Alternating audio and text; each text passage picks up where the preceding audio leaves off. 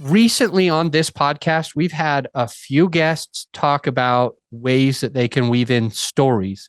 And I'm curious with you, with your guests, what do you do about stories? Are they good? Are they bad? Are they a waste of time? Please come from there. What do you think for stories? I think stories are critical. I think that's ultimately why most people tune into podcasts.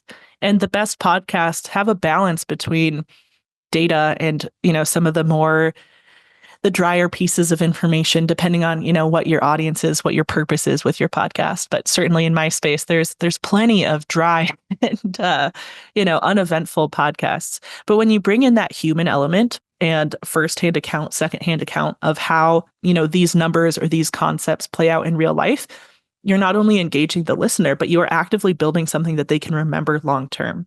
Because if I tell you the number of states that require rent receipts, one, very boring, but two, why do you care? Now, if I tell you the story of a landlord who was fined $50,000 because he wasn't sending rent receipts, you're going to remember that a lot more quickly. It's going to come to mind. It's going to be right there for you. So I think we can't discount the value of stories. And so often, data and story weaving, that goes together naturally. Like when you have a set of data and you're just looking at it dry, you're not doing yourself a service by leaving it in that form. You need to attach it to something meaningful. And most often, that's people's firsthand accounts with it. So highly, highly recommend stories. I've done a number of coaching calls and discovery calls. Discovery calls for the listener, to me, means it's kind of like a sales call. I'm going to see if you're the right fit for us working with you, and you can see if we're the right fit for us to serve you. And in those calls, when I first started, I had calls and people would ask me a question. I would just give them an answer.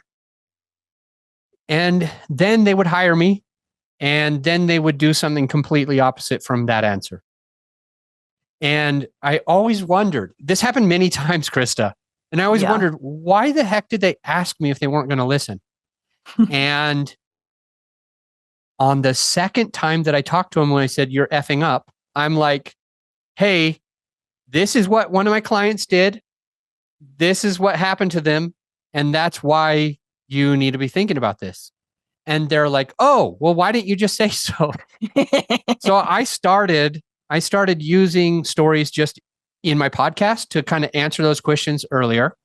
Mm-hmm. And on the discovery call, when somebody says, "Hey, what about this?" Then I'm like, okay, I'm going to go into the same story.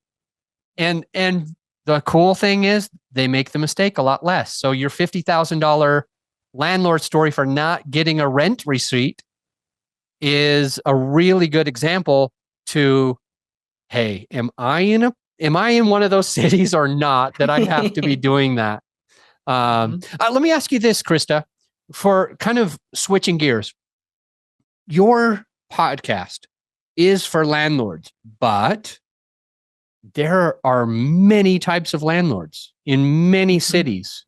And I'm thinking, so for me, I've bought a lot of apartment buildings with something called syndication with partners. Yeah.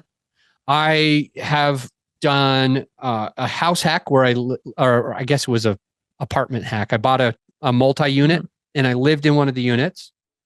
Yep. And I even manage property right now for a friend of mine.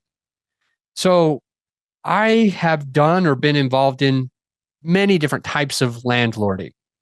And I'm curious if we can select the type of landlord that should listen to your show. Which, am I going to get value from your show if I am syndicating? Am I going to get value from your show if I'm a mom and pop? Tell me, who is it really for? Which landlord?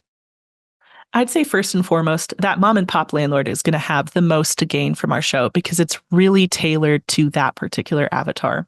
However, and this could be incredible bias on account of how much I love our shows, I truly do believe there's something for everyone involved in real estate investing. We've designed it to be very purposeful in educating folks about various issues that pop up, whether you're only as involved as your investment is. If you're syndicating, you're putting money into something that someone else is managing.